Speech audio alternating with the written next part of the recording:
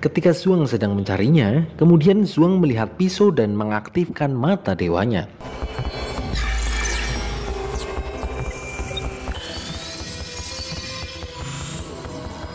Di situ ada percak darah dan terlihat sepintas momen pembunuh kakek Gu.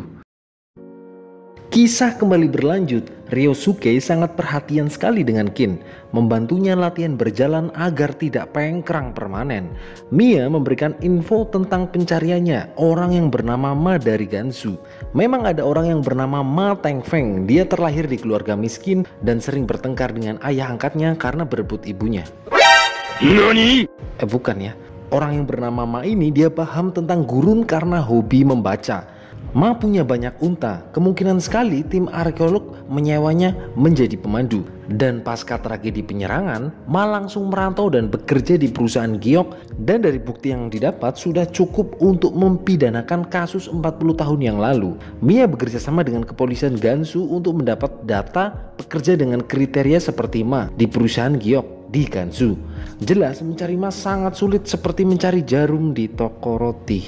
Iya sih, gak ada ya. Kin nampaknya sudah mulai sehat. Kemudian pergi dengan membawa KTP baru dan berkas milik ayah kandungnya. Ryosuke membiarkan Kin pergi.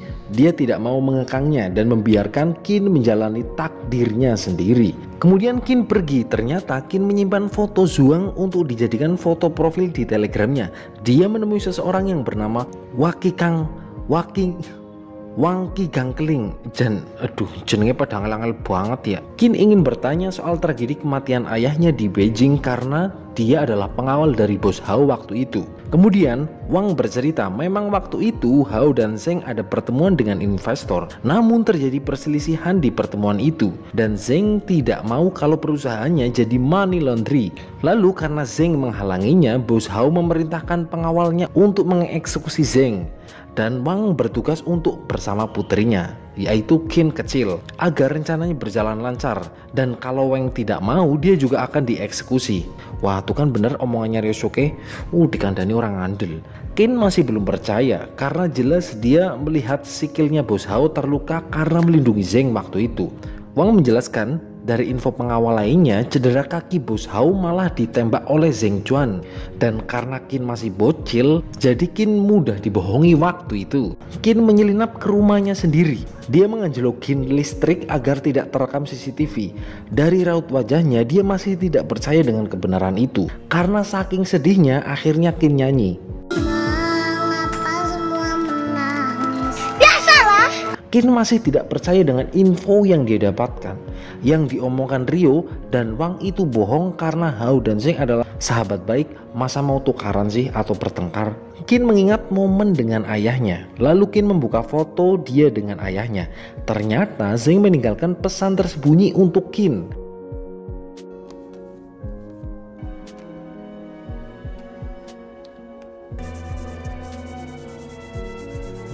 Zheng berpesan kalau Kin membaca surat ini berarti Zheng sudah wafat. Perusahaan Asle dia dirikan untuk Kin agar ketika besar kelak tidak perlu bekerja dan open PO. Zheng juga menyuruh untuk menjauhi bos Hao dan investor yang bernama Ma dan agar meninggalkan Kiev dan Beijing.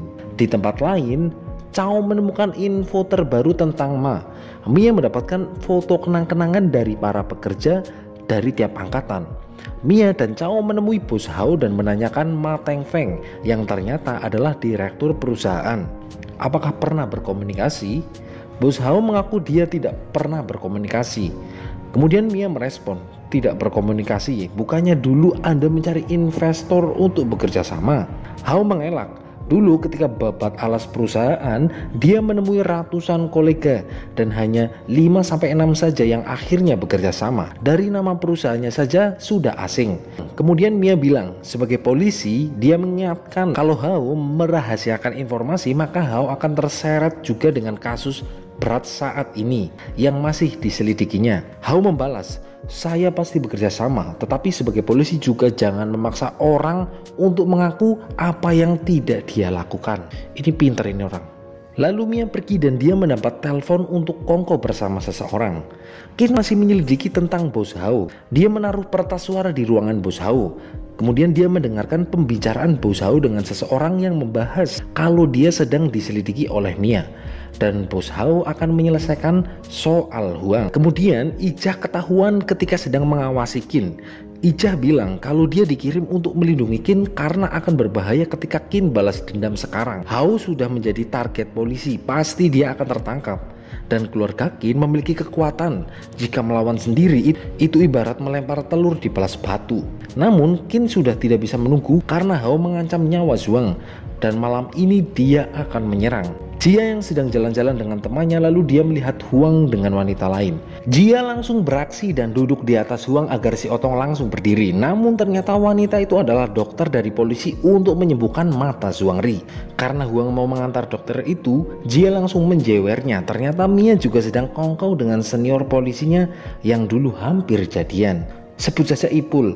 Dia memberikan info tentang Ma kalau Ma adalah pekerja teladan terbaik selama 3 kali berturut-turut dalam 1 tahun dan akhirnya menjadi mandor kawat, lalu mengundurkan diri dan mendirikan perusahaan batu giok Bihua.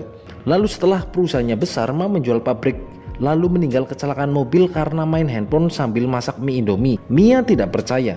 Lalu Ipul meyakinkan kalau data ini diambil dari otoritas pencatatan sipil di tempat itu. Lalu Huang dan Zhuang datang. Huang mengejek Mia karena membahas kasus tetapi akrab sekali sampai elus-elus kepala. Lah dia yang sewot, Zhuang aja selo kok. Ipul bilang kalau kepala Ding pernah menyebut namanya. Kemudian Zhuang iseng bertanya apakah Mia pernah menyebut namanya juga. Ipul bercerita kalau dia punya kenalan juga yang bernama Cheng Quan yang punya usaha batu giok seperti Zhuang. Huang dengan sombong bilang, "Oh, Cheng Quan, dia pernah bilang pinjam 100 dulu dong." Akhirnya Huang meminjamkan uangnya bersama mesin ATM-nya. Idih, sultan dilawan. Mia terlihat akrab dengan Ipul. Lalu Zhuang pergi dan Mia mengejarnya. Mia bilang, "Kamu cembukur ya?" Zhuang bilang, "Tidaklah, sana katanya mau nostalgia dengan Ipul." Lalu Mia bilang, Ipul adalah bantuan dari luar dan memberikan info tentang Ma Tengfeng yang sudah meninggal karena kecelakaan mobil. Lalu Zhuang mendapat telepon dari seseorang. Qin mulai menjalankan aksinya. Dia menyamar menjadi pelayan hotel. Dan Hao sedang bertemu seseorang. Dia adalah yang bernama Ma, yang sedang membicarakan pencarian mata giok memakai mata Zhuangri. Dan tidak peduli Zhuangri hidup atau tidak. Lah, ini masa sih Bos Hao tidak mengenali Qin gara-gara cuma pakai topi? Ya, namanya juga film. Karena terlalu gegabah, Qin menyerang langsung dan jelas ditangkap oleh cecunguknya.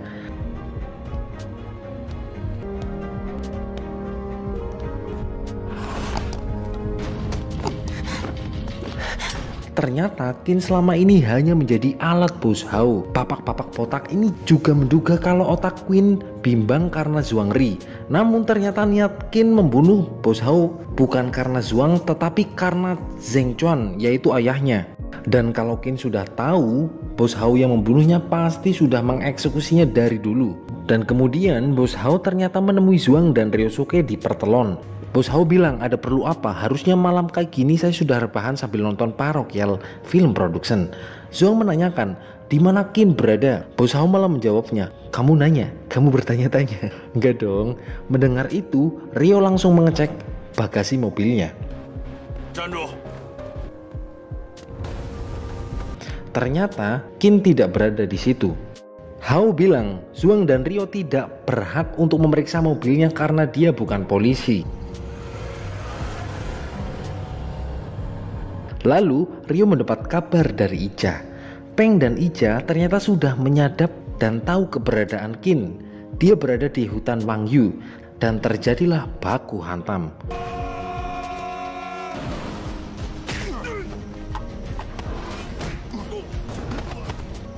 Ijah dengan santai menonton Peng yang menghajar para cecunguk Bos Hao. Benar, mereka menemukan Qin di sana. Zhuang sudah tahu apa yang dilakukan Qin selama ini, ya karena dipaksa. Bos Hao tahu kalau Qin diselamatkan, dan karena Qin sudah tahu tentang Ma bahwa dia masih hidup, itu akan menjadi informasi yang berbahaya. Qin meminta izin dengan Mia untuk diberikan kesempatan membantu dan bergabung di koalisi anti gundul-gundul klub. Namun aturan masih berlaku. Kejahatan Qin harus diproses secara hukum. Kemudian Zhuang datang. Mia mendapat info kalau Hao bertemu dengan orang yang bernama Ma. Dari baunya dia berumur 60 tahunan. Mia ingat kalau Hao bilang 25 tahun yang lalu memang bertemu dengan investor. Namun nyatanya Mia tidak bilang kalau foto itu diambil 25 tahun yang lalu. Lalu bagaimana bos Hao tahu? Ma pasti adalah Ma Tengfeng. Dan mungkin Hao dan Ma itu bersetongkol. Karena sudah malam, Zhuang ingin mengantar Mia. Terlihat Qin memendam cembukur di dalam hatinya. Ketika sedang di depan rumahnya, ada sebuah mobil melaju kencang dan menabrak mereka.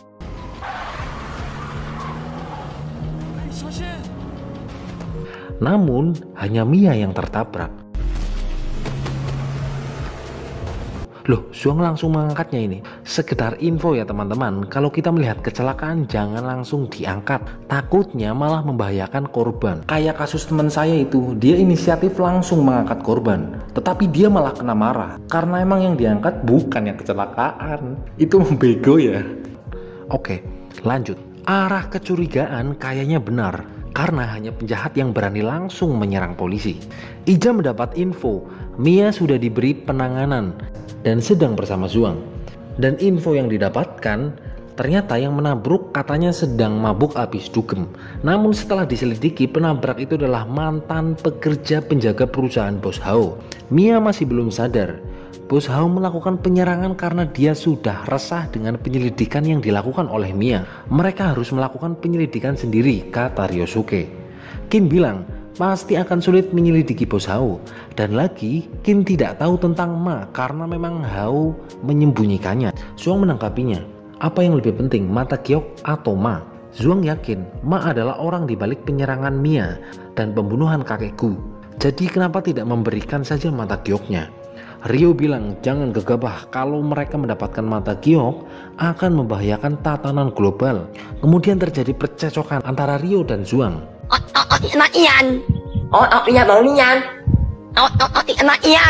Ryo tidak setuju, lalu kemudian dia pergi. Zhuang nampaknya sedang labil karena terbawa emosi. Kemudian Huang bilang apapun keputusan Zhuang, dia akan tetap mendukungnya. Ryo menyuruh Ija untuk mengamankan mata giok. Takutnya Zhuang melakukan hal-hal nekat. Lalu tiba-tiba terjadi penyerangan kepada tim Ija. Ternyata mata giok sudah dicuri. Namun Yama bilang kalau teknik bertarungnya dia mengenalnya seperti teknik bertarung yang dilakukan oleh Peng. Pasti akan terjadi transaksi antara Zhuang dan Hao. Ryosuke akan menghalangi transaksi mereka. Hao mendapat telepon dari Ryo, lalu bilang Ryo ingin transaksi mata dewa. Dan ternyata Zhuang sudah ada di tempat bos Hao yang melakukan transaksi juga. Akhirnya bos Hao akan melakukan transaksi. Toing bilang dulu memang ada kejadian di cave antara Zhuang dan Ryo yang berebut suatu barang. Kemungkinan memang mata giok masih di Zhuang. Mungkin Zhuang ingin menukar mata giok dengan keberadaan Ma. Fokus Hao mendapat mata giok dan menyelamatkan Ma. Esok paginya Zhuang melakukan pertemuan dengan bos Hao. Zhuang tahu kalau pelayan di sana juga adalah anak buah bos Hao. Peng memberikan barangnya. Zhuang kemudian hanya berdua dengan bos Hao. Zhuang menunjukkannya. Kemudian Hao mencoba menyentuhnya namun Zhuang melarangnya. Zhuang bilang, tenang, barang ini adalah barang yang asli. Kalau bos Hao mau barangnya, serahkan Ma Tengfeng yang sudah membunuh kakek Zhuang. Jadi Zhuang ingin membalasnya. Bos Hao balik nanya, apa Zhuang tahu hubungannya Ma dengan bos Hao? Zhuang bilang, bodoh amat, yang jelas Hao ingin mata giok. Ija dan Qin ternyata juga datang.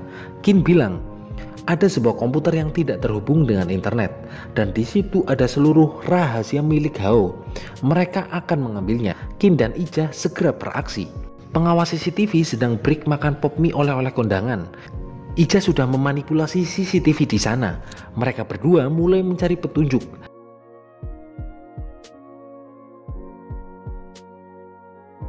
Dari analisis Ija, harusnya rahasia jarang disentuh orang lain, seperti meja kerja dan meja teh. Harusnya tempatnya lebih rahasia. Misalnya kaos dalam mungkin. Lalu Qin ingat ada sebuah koridor yang ada kata sandinya. Qin mencoba masuk namun sudah 2 kali percobaan dan ternyata masih gagal. Sisa 1 kali percobaan sebelum ATM-nya keblokir. Lalu Qin ingat omongan Bos Hao. Ternyata password itu adalah tanggal kelahirannya. Sungguh di luar nurul. Mereka lanjut mencarinya. Ini banyak sekali barang-barangnya ini. Dan ternyata Bos Hao sudah tahu kalau Qin dan Ija sedang mengobrak-abrik rumahnya. Zhuang menawar lagi, bagaimana? Ma Tengfeng diganti dengan Ma Takyok. Deal apa enggak? Lalu Hao menunjukkan kalau Qin dan Ija sudah memasuki tempat rahasianya. Apakah sebuah kebetulan saat Zhuang mengajak Bos Hao bertemu di luar? Bos Hao bilang dia dengan tulus berbisnis, namun Zhuang malah membalasnya dengan mengobrak-abrik rumahnya. Tulus gundulmu itu tulus kok cari harta, itu mah bukan tulus. Hao tahu kalau Zhuang menyimpan benda berharga di 3 penyimpanan dan yang dibawa di sini adalah mata giok palsu karena tidak ada catatan ruang penyimpanannya terbuka. Kemudian Bos Hao bilang dan memerintahkan apa yang harus Toing lakukan. Di rumah sakit, Mia sudah siuman. Dia mendapati origami punya Zhuang dan ada tulisannya, "Tunggu aku pulang." Jie datang dan bilang kalau Zhuang bertengkar dengan Ryo, dan Mia tahu Zhuang mencari Bos Hao, langsung dia meluncur. Hao sudah pulang dan dia mengecek barang yang dia sembunyikan, ternyata masih aman. Lalu Qin dan Ija yang ternyata belum pergi langsung merebutnya.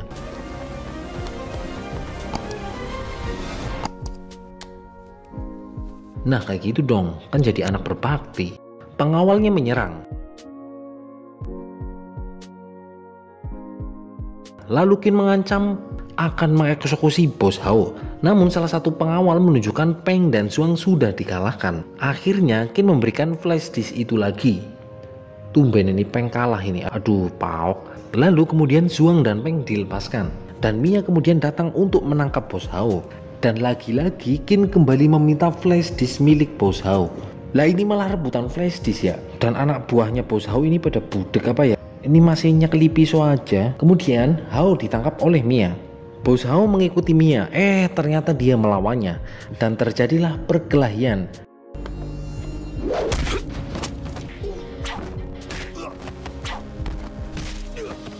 Dan Bos Hao menyandra Qin. Kemudian dia dijemput oleh Toing. Qin bersama Ryo membicarakan kalau perusahaan Hao sudah disegel dan kalau mata giok sudah aman maka mereka semua pasti aman. Ini Mia kok kostumnya itu aja ya. Mia mengkhawatirkan Zhuang. Dia memberikan apel dan tebak-tebakan lagi enggak ya? Enggak dong. Lalu Zhuang cerita kalau dia memang sengaja musuhan dengan Ryo agar kewaspadaan Hao menurun dan Ija bersama Qin mencari flash disk. Sambil menggendong londok terasi, Zhuang menduga kalau Hao akan all-in mencari mata giok. Dan untuk mengulur waktu, Ryo akan seolah mengambil barang dari 3 berangkas dari lokasi yang berbeda sehingga akan mengelabui Hao. Namun itu tidak akan mempan karena firasat Hao cukup bagus. Dia juga bisa tahu mata giok yang dibawa oleh Zhuang adalah mata giok yang palsu. Jadi mungkin dia akan menyerang malam ini juga ketika satpam kompleks sudah sibuk nonton bola.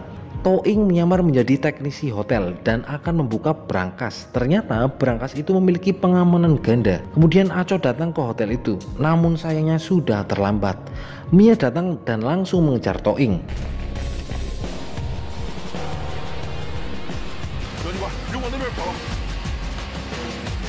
Aco yang masih di hotel mencoba membuka berangkas itu dan isinya adalah mata giok. Semua informasi tentang Hao ada di Toing, jadi Mia harus menangkapnya.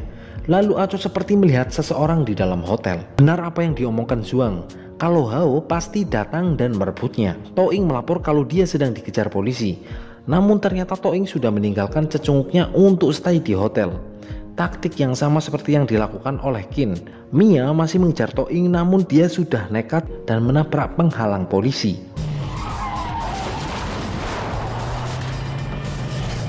Cecunguk Toing sudah merebut mata giok.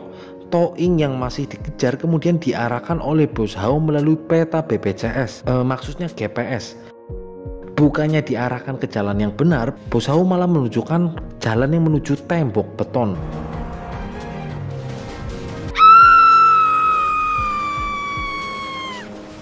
Alhasil Toing pun nyungsrep dengan mobilnya. Dan itu sengaja dilakukan Bos Hao. Ternyata selain gundul, Bos Hao juga licik. Sebelum semaput, Toing bilang lokasi keberadaan Bos Hao, yaitu di Hotel Dul Gondal Gandul nomor 83. Kemudian Toing semaput. Ya nggak tahu semaput atau hamsong ya. Di rumah Zuang, Huang bilang Mia sudah menangkap Toing dan sekarang menuju Hotel Hao. Lalu Zuang mendapat keprok karena rencananya menjebak Bos Hao dengan memancingnya pakai mata giok, yang padahal mata giok asli tidak pernah keluar dari Kiev, dan apa yang direncanakan Zuang memang benar. Ryosuke terlalu memujinya, ini hanya beruntung dan kebenaran hanya milik Tuhan. Semoga kali ini mereka bisa menangkap Bos Hao sepenuhnya. Bos Hao mengecek mata giok dan benar itu palsu. Hao menghubungi Ma kalau dia mendapatkan mata giok tetapi palsu, dan Hao meminta bantuan Ma Tengfeng. Mia ke kamar Bos Hao, cecunguk di sana sudah pada tepar. Tim polisi akan meningkatkan penyelidikan. Mereka akan mengecek semua kendaraan di jam 1 sampai jam 3 pagi. Juga akan mengecek Pertamina, supermarket, minimarket, warung sembako, angkringan, pokoknya semuanya. Mia sedang bersama Zuang. Dia bilang, berkat rencana Zuang, mereka tidak kehilangan mata giok dan bisa menangkap Toing. Mendapat informasi dan lainnya, mereka sampai di rumah Paman D. Namun Paman D sedang pilek dan tidak mau menemuinya. Ada yang aneh ini kayaknya. Benar, dia diancam seseorang, dan dari suaranya itu terdengar seperti Bos Hao. Zuang yang mau pulang merasa aneh, tidak seperti biasanya Paman D mengusirnya. Mia bilang, ya kan sudah tua, mungkin letih, lesu, luyut dan semuanya lah, pokoknya lah. Lalu Zuang mendapat telepon dari Hao. Dia bilang Zuang harus menukar Paman D dengan buku catatan milik kakek Kiming. Zuang kembali ke rumah Paman D. Benar, rumah itu sudah kosong. Mia bilang kalau ikuti saja permintaan Hao, takutnya Paman D disakitin. Nanti setelah transaksi polisi akan membackup semua. Zuang bilang otak Bos Hao sungguh licik, makanya kepalanya mulus. Zuang menemui Bos Hao di sebuah pabrik kosong. Mia dan tim polisi membackupnya. Setelah transaksi mereka akan menggerebeknya. Benar, Paman D di sana bersama Bos Hao. Zuang bilang lepaskan dulu Paman D, baru akan diberikan buku catatannya. Lalu Hao bilang kau tidak berhak untuk menawar, kemudian memukul Paman D. Ini jahat sekali sih. Zuang sangat marah, dia melempar bukunya, kemudian Bos Hao mengecek bukunya.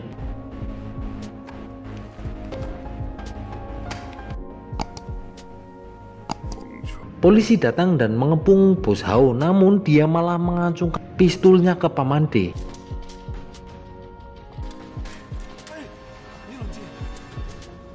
Mia bertanya apakah pernah melihat penjahat botak bernegosiasi?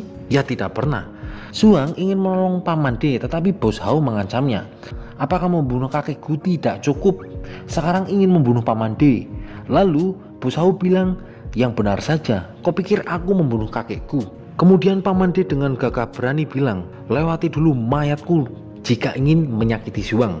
Kemudian karena haki Housauku, Bos Hao langsung jatuh tersungkur.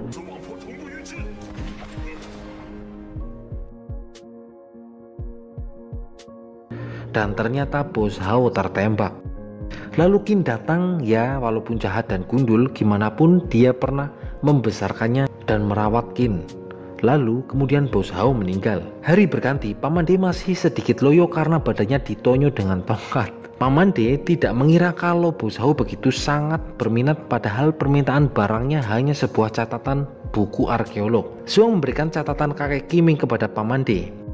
Dia menduga isi catatan berisi apa yang dicari perusahaan Bos Hao. Bos Hao bilang Bos Hao memang sudah hamsong, tetapi karena dunia pergiokan terlalu ribet, banyak tetek bengeknya, ya pasti belum aman. Namun mendinglah, semoga ini awal perbaikan dari dunia pergiokan. Zuang harus mengambil tindakan sebagai anak muda tentang dunia pergiokan. Namun Zuang merasa dia tidak ingin ikut dulu dalam dunia pergiokan. Paman D bilang, ya sudah silahkan lakukan apapun yang kamu yakini, dan yang paling penting adalah komitmen dan konsistensi. Dan semoga kita selalu bersama. Mia bersama Zhuang dan Huang. Mia merasa aneh. Hao yang biasanya berpikir banyak dan berencana dengan sempurna dan cermat kini ceroboh. Paman D juga hanya menjadi tameng. Mungkin ada gejolak emosi sehingga Hao nekat. Sekarang saksi pembunuhan kakek Gu meninggal karena ulahnya sendiri, sehingga tidak bisa mencari kebenaran tentang pembunuhan kakek Gu, kata Zhuang. Zhuang bilang kalau dia menanyakan langsung ke bos Hao, namun dia tidak mengaku kalau dia pembunuh dari kakek Gu. Lalu Qin juga tidak tahu soal pembunuhan kakek Gu. Kemungkinan pembunuh kakek Gu memang kaitannya dengan mata dewa. Jika bukan bos Hao, berarti adalah Ma Tengfeng. Mia menyuruh Zhuang untuk menengok Qin karena bagaimanapun Qin pernah menolong Zhuang beberapa kali. Qin sedang di rumahnya mengenang ayahnya. Ketika memegang tongkatnya, dia menemukan sebuah rekorder suara percakapan antara bos Hao dan Paman D yang sedang menceritakan Zhuangri, penyelidikan polisi Mia, dan kaitannya dengan mata emas. Bos Hao meminta bantuan kepada namun yang berbicara adalah Paman D. Apakah Paman D sebenarnya adalah Ma Tengfeng? Dan ternyata emang iya, selama ini Ma Tengfeng memalsukan identitasnya menjadi Paman D. Karena Zhuang sangat menghormatinya dan menyayangi sosok Paman D, dia tidak mungkin menaruh kecurigaan kalau Paman D adalah Ma. Dan pasti Zhuang memberikan catatannya demi nyawa Paman D. Ternyata rekaman itu sengaja bos Hao buat, mungkin sudah memiliki firasat buruk. Qin yang mendengarnya langsung melongo dan tidak percaya. Lalu Qin memberikan rekaman itu kepada Zhuang. Benar apa yang kalian tebak? Zhuang tidak percaya. Itu adalah pesan terakhir bos Hao dari tongkat. Dan Zhuang tetap tidak percaya. Karena Ma selama ini adalah orang terdekat, yaitu paman kepercayaannya. Zhuang masih tidak percaya. Seperti saat Qin tahu kalau bos Hao yang membunuh Zheng, ayahnya. Qin akan menyerahkan diri ke biro kepolisian. Dan kali ini Qin akan benar-benar pergi. Zhuang menghubungi Mia, akan pergi ke rumah Paman D, dan pintu rumah Paman D terbuka. Ketika Zhuang sedang mencarinya, kemudian Zhuang melihat pisau dan mengaktifkan mata dewanya.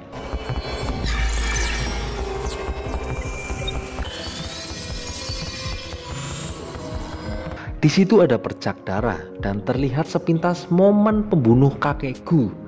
Apakah benar dia pembunuhnya? Sungguh di luar nurul. Zhuang teringat momen ketika dia bercerita tentang Feng Quan kepada Paman D dan dramanya ketika di pabrik. Lalu kemudian Mia datang. Zhuang bertanya apakah dia percaya dengan apa yang dilihat Zhuang. Ya jelas, kata Mia. Lalu Zhuang bilang Paman D menggunakan pisau ini untuk membunuh kakek Gu. Berarti Paman D adalah Ma Tengfeng. Coba pikirkan lagi, kata Mia. Zhuang sendiri tidak percaya dengan apa yang dilihat oleh mata dewanya.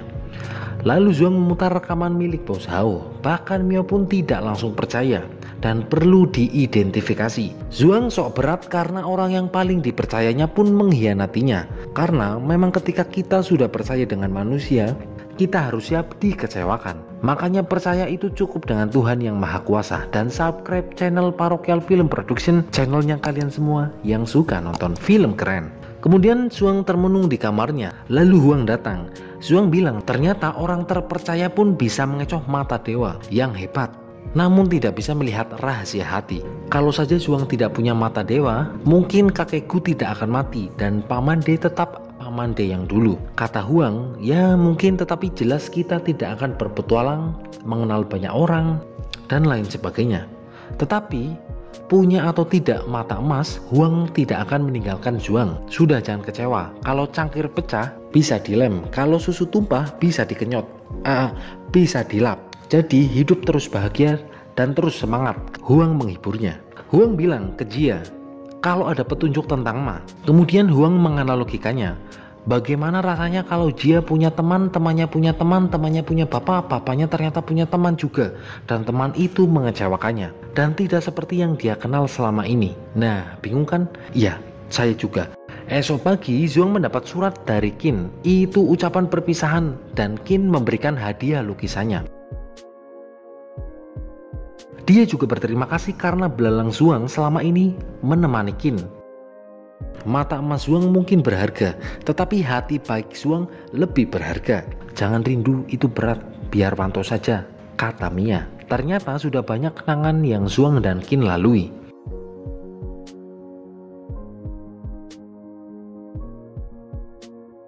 Qin diantar Ryo menyerahkan diri ke polisian. Ryo kemudian memberikan nasihat.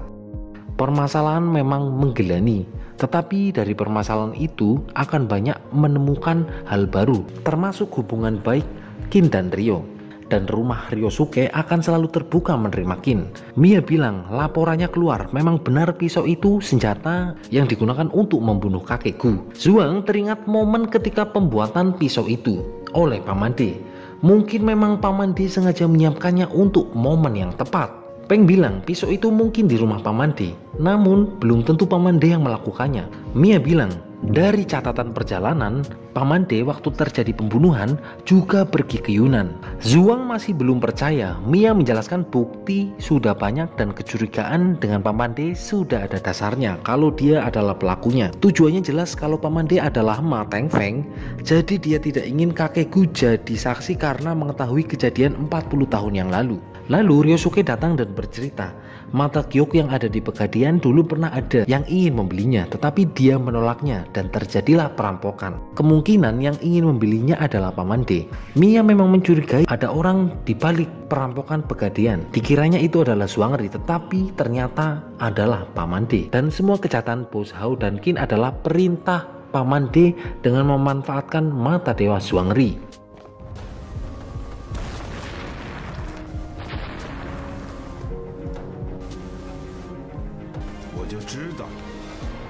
Lalu Zhuangri teringat tentang Paman D ketika ngobrol bareng dengan Bos Hao, bercerita tentang Feng Quen, dan berbagi cerita dari Zhuang yang dia lalui, termasuk menyerahkan catatan kakek Qiming sambil kepalanya migrain.